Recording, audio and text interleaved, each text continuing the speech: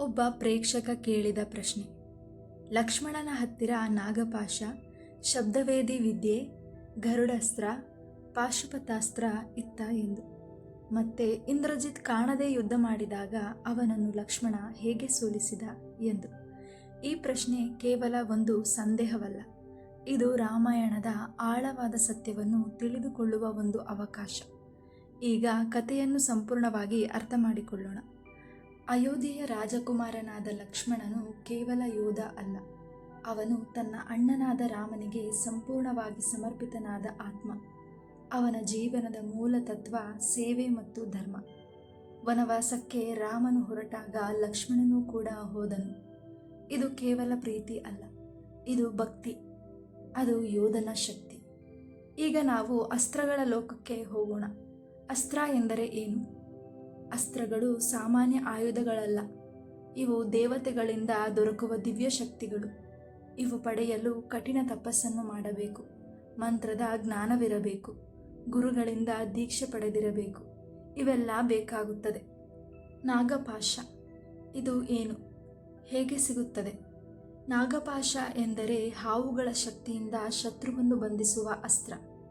ಇದು ಸಾಮಾನ್ಯವಾಗಿ ನಾಗದೇವತೆಗಳ ಅನುಗ್ರಹದಿಂದ ಸಿಗುತ್ತದೆ. ಮಂತ್ರವನ್ನು ಉಚ್ಚರಿಸಿದಾಗ ಹಾವುಗಳ ಶಕ್ತಿ ಶತ್ರುವನ್ನು ಕಟ್ಟುತ್ತದೆ. ರಾಮಾಯಣದಲ್ಲಿ ಈ ಅಸ್ತ್ರವನ್ನು ಇಂದ್ರಜಿತ್ ಬಳಸಿದನು. ಅವನು ರಾಮ ಮತ್ತು ಲಕ್ಷ್ಮಣರನ್ನು ಬಂಧಿಸಿದನು. ಇಲ್ಲಿ ನಮಗೆ ಒಂದು ಪ್ರಶ್ನೆ ಮೂಡುತ್ತದೆ: ಲಕ್ಷ್ಮಣನ ಹತ್ತಿರ ನಾಗಪಾಶ ಅಸ್ತ್ರವಿತ್ತ ಎಂದು. ಇಲ್ಲ, ಯಾವುದೇ ಮೂಲದಲ್ಲಿ ಅವನಿಗೆ ನಾಗಪಾಶ ಇದ್ದುದಾಗಿ ಹೇಳಿಲ್ಲ. ಆದ್ದರಿಂದ ಲಕ್ಷ್ಮಣನ ಹತ್ತಿರ ನಾಗಪಾಶ ಅಸ್ತ್ರ ಇರಲಿಲ್ಲ. ಈಗ ನಾವು ಶಬ್ದವೇದಿ ವಿದ್ಯೆಯ ಬಗ್ಗೆ ತಿಳಿದುಕೊಳ್ಳೋಣ. ಶಬ್ದವೇದಿ ವಿದ್ಯೆ ಎಂದರೆ ಕಾಣದ ಗುರಿಯನ್ನು ಅದರ ಶಬ್ದದಿಂದ ಗುರುತಿಸಿ ಹೊಡೆಯುವ ಶಕ್ತಿ. ಇದು ಬಹಳ ಕಠಿಣ ತರಬೇತಿಯಿಂದ ಬರುತ್ತದೆ. ಇದು ಯೋಧನ ಏಕಾಗ್ರತೆ ಮತ್ತು ಗ್ರಹಣ ಶಕ್ತಿ ಮೇಲೆ ಆಧಾರಿತ. ರಾಮನು ಈ ವಿದ್ಯೆಯಲ್ಲಿ ಪರಿಣಿತನಾಗಿದ್ದನು. ಲಕ್ಷ್ಮಣನಿಗೆ ಇದು ಇತ್ತ ಎಂಬ ಪ್ರಶ್ನೆಗೆ ಸ್ಪಷ್ಟ ಪ್ರಮಾಣ ಇಲ್ಲ. ಅವನು ಯೋಧನಾಗಿದ್ದರೂ ಈ ವಿದ್ಯೆ ವಿಶೇಷವಾಗಿ ರಾಮನಿಗೆ ಸೇರಿದೆ. ಈಗ ನಾವು ಗರುಡಾಸ್ತ್ರದ ಬಗ್ಗೆ ತಿಳಿದುಕೊಳ್ಳೋಣ. ಗರುಡಾಸ್ತ್ರ ಎಂದರೆ ಗರುಡನ ಶಕ್ತಿ. ಇದು ನಾಗಪಾಶವನ್ನು ಮುರಿಯಲು ಬಳಸಲಾಗುತ್ತದೆ. ಇದು ವಿಷ್ಣುವಿನ ಅನುಗ್ರಹದಿಂದ ಸಿಗುತ್ತದೆ. ಮಂತ್ರದ ಮೂಲಕ ಆಹ್ವಾನ ಮಾಡಬೇಕು. ರಾಮನು ಇದನ್ನು ಬಳಸಿದನು ನಾಗಪಾಶದಿಂದ ಬಿಡುಗಡೆಗೊಳ್ಳಲು. ಲಕ್ಷ್ಮಣನಿಗೆ ಇದು ಇತ್ತ ಎಂಬ ಪ್ರಶ್ನೆಗೆ ಸ್ಪಷ್ಟ ಉಲ್ಲೇಖ ಇಲ್ಲ. ಆದ್ದರಿಂದ ಲಕ್ಷ್ಮಣನ ಹತ್ತಿರ ಇದು ಇಲ್ಲ.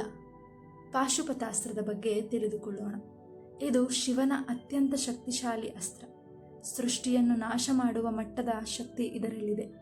ಇದನ್ನು ಪಡೆಯಲು ಶಿವನ ತಪಸ್ಸನ್ನು ಮಾಡಬೇಕು, ದೇವರ ಅನುಗ್ರಹವಿರಬೇಕು, ಅತಿ ಉನ್ನತ ಯೋಗ ಶಕ್ತಿ ಇರಬೇಕು. ಮಹಾಭಾರತದಲ್ಲಿ ಅರ್ಜುನ ಇದನ್ನು ಪಡೆದನು. ಈಗ ಲಕ್ಷ್ಮಣನ ಹತ್ತಿರ ಈ ಅಸ್ತ್ರವಿತ್ತ ಎಂಬ ಪ್ರಶ್ನೆಗೆ ಉತ್ತರ ಇಲ್ಲ.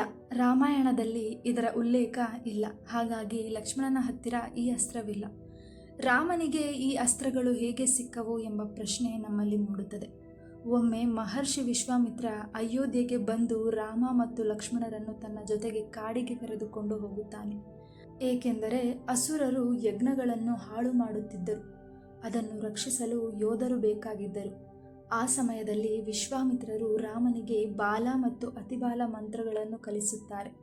ಈ ಮಂತ್ರಗಳು ದೇಹಕ್ಕೆ ಶಕ್ತಿ ಕೊಡುತ್ತದೆ, ದಣಿವು ಕಡಿಮೆ ಮಾಡುತ್ತವೆ ಮತ್ತು ಮನಸ್ಸನ್ನು ಸ್ಥಿರವಾಗಿರಿಸುತ್ತವೆ.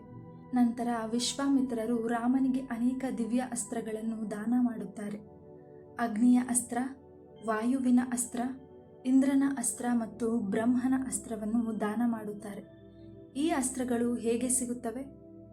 ಗುರು ಮಂತ್ರವನ್ನು ನೀಡುತ್ತಾನೆ, ಶಿಷ್ಯ ಅದನ್ನು ಮನಸ್ಸಿನಲ್ಲಿ ಸ್ಥಾಪಿಸುತ್ತಾನೆ. ದೇವತೆಯ ಅನುಗ್ರಹದಿಂದ ಅಸ್ತ್ರ ಸಿದ್ಧವಾಗುತ್ತದೆ. ಇದು ಭೌತಿಕ ಆಯುಧ ಅಲ್ಲ, ಇದು ದಿವ್ಯ ಶಕ್ತಿಯ ಆವಾಹನೆ. ಹಾಗಾದರೆ ಲಕ್ಷ್ಮಣನಿಗೆ ಏನು ಸಿಕ್ಕಿತು ಎಂಬ ಪ್ರಶ್ನೆ ಈಗ ನಮ್ಮಲ್ಲಿ ಮೂಡುತ್ತದೆ. ಲಕ್ಷ್ಮಣನು ಕೂಡ ವಿಶ್ವಾಮಿತ್ರರಿಂದ ತರಬೇತಿ ಪಡೆದನು. ಅವನು ಸಾಮಾನ್ಯ ಯೋಧ ಅಲ್ಲ. ಅವನಿಗೆ ಅಸ್ತ್ರಜ್ಞಾನ ಇತ್ತು, ಯುದ್ಧತಂತ್ರದಲ್ಲಿ ಪರಿಣತಿ ಇತ್ತು. ಆದರೆ ಅವನಿಗೆ ವಿಶೇಷವಾಗಿ ಈ ಅಸ್ತ್ರ ಅವನದೇ ಎಂದು ಹೇಳುವಷ್ಟು ಉಲ್ಲೇಖ ಕಡಿಮೆ. ಅವನು ಬಳಸಿದ ಶಕ್ತಿ ಅವನ ಕೌಶಲ್ಯ, ಅವನ ಏಕಾಗ್ರತೆ ಮತ್ತು ಅವನ ಧೈರ್ಯ. ಈಗ ಪ್ರಶ್ನೆಯ ಮುಖ್ಯ ಭಾಗವನ್ನು ನೋಡೋಣ. ಇಂದ್ರಜಿತ್ ಕಾಣದೆ ಯುದ್ಧ ಮಾಡಿದಾಗ ಲಕ್ಷ್ಮಣನು ಹೇಗೆ ಗೆದ್ದನು ಎಂಬ ಪ್ರಶ್ನೆ. ಇಂದ್ರಜಿತ್ ಯಜ್ಞ ಮಾಡಿದ ನಂತರ ಅವನು ಕಾಣದವನಾಗಿ ಆಕಾಶದಲ್ಲಿ ಯುದ್ಧ ಮಾಡುತ್ತಿದ್ದನು.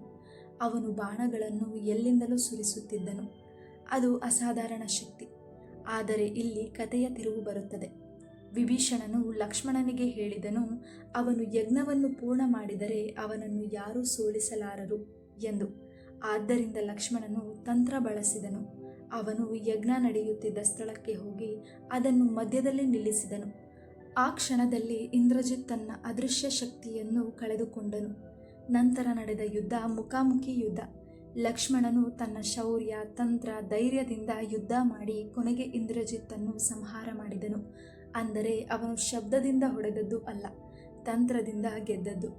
ಈಗ ನಾವು ಲಕ್ಷ್ಮಣನ ಹಲವು ಹೆಸರುಗಳನ್ನು ನೋಡೋಣ ಮತ್ತು ಅದರ ಅರ್ಥವನ್ನು ತಿಳಿದುಕೊಳ್ಳೋಣ. ಮೊದಲನೆಯದಾಗಿ ಲಕ್ಷ್ಮಣ. ಲಕ್ಷ್ಮಣ ಎಂದರೆ ಶ್ರೇಷ್ಠ ಗುಣಗಳನ್ನು ಉಳ್ಳವನು. ನಂತರ ಸೌಮಿತ್ರಿ. ಸೌಮಿತ್ರಿ ಎಂದರೆ ಸುಮಿತ್ರೆಯ ಮಗ. ನಂತರ ರಾಮಾನುಜ. ರಾಮಾನುಜ ಎಂದರೆ ರಾಮನ ತಮ್ಮ. ನಂತರ ಗುಡಾಕೇಶ. ಗುಡಾಕೇಶ ಎಂದರೆ ನಿದ್ರೆಯನ್ನು ಜಯಿಸಿದವನು. ನಂತರ ರಾಘವಾನುಚರ. ರಾಘವಾನುಚರ ಎಂದರೆ ರಾಮನನ್ನು ಅನುಸರಿಸುವವನು. ನಂತರ ಧರ್ಮನಿಷ್ಠ. ಧರ್ಮನಿಷ್ಠ ಎಂದರೆ ಧರ್ಮದಲ್ಲಿ ನಿಂತವನು. ನಂತರ ಶೇಷಾವತಾರ ಎಂದರೆ ಆದಿಶೇಷನ ಅವತಾರ. ಈ ಪ್ರತಿ ಹೆಸರು ಅವನ ವ್ಯಕ್ತಿತ್ವವನ್ನು ತೋರಿಸುತ್ತದೆ. ಇದಾಗಿದೆ ಲಕ್ಷ್ಮಣನ ಹಲವಾರು ಹೆಸರು. ಇಲ್ಲಿ ನಾವು ಒಂದು ಆಳವಾದ ಸತ್ಯವನ್ನು ತಿಳಿದುಕೊಳ್ಳೋಣ. ಲಕ್ಷ್ಮಣನ ಮಹಿಮೆ ಅಸ್ತ್ರಗಳಲ್ಲಿ ಇಲ್ಲ, ಅವನ ಮಹಿಮೆ ಅವನ ತ್ಯಾಗದಲ್ಲಿ ಇದೆ. 14 ವರ್ಷಗಳ ವನವಾಸದಲ್ಲಿ ಅವನು ತನ್ನ ಜೀವನವನ್ನು ರಾಮನಿಗೆ ಅರ್ಪಿಸಿದನು. ಇದು ನಮಗೆ ಏನು ಕಲಿಸುತ್ತದೆ ಎಂದರೆ, ನಿಜವಾದ ಶಕ್ತಿ ಹೊರಗಿನ ಆಯುಧದಲ್ಲಿ ಇಲ್ಲ, ಅದು ನಮ್ಮ ಒಳಗಿನ ಧರ್ಮದಲ್ಲಿ ಇದೆ. ಕೊನೆಗೆ ಲಕ್ಷ್ಮಣನು ಕೇವಲ ಯೋಧ ಅಲ್ಲ, ಅವನು ಭಕ್ತಿ, ಸೇವೆ ಮತ್ತು ಧರ್ಮದ ಜೀವಂತ ಉದಾಹರಣೆ. ಈ ವಿಡಿಯೋದ ಮೂಲಕ ನಿಮ್ಮೆಲ್ಲರ ಪ್ರಶ್ನೆಗಳಿಗೆ ಉತ್ತರವನ್ನು ನೀಡುವ ಪ್ರಯತ್ನ ನಾನು ಮಾಡಿದ್ದೇನೆ. ನಿಮಗೆ ಇನ್ನೂ ಪ್ರಶ್ನೆಗಳು ಇದ್ದರೆ ದಯವಿಟ್ಟು ಕಮೆಂಟ್ ಮಾಡಿ. ಧನ್ಯವಾದಗಳು ಸ್ನೇಹಿತರೆ. ಈ ವಿಡಿಯೋ ನಿಮಗೆ ಇಷ್ಟವಾಗಿದ್ದಲ್ಲಿ ವಿಡಿಯೋವನ್ನು ಲೈಕ್, ಶೇರ್ ಮಾಡಿ ಹಾಗೂ ನನ್ನ ಚಾನಲನ್ನು ಸಬ್ಸ್ಕ್ರೈಬ್ ಮಾಡುತ್ತಾ ಮುಂದಿನ ದಿನದ ವಿಡಿಯೋಗಾಗಿ ನಿರೀಕ್ಷಿಸಿ.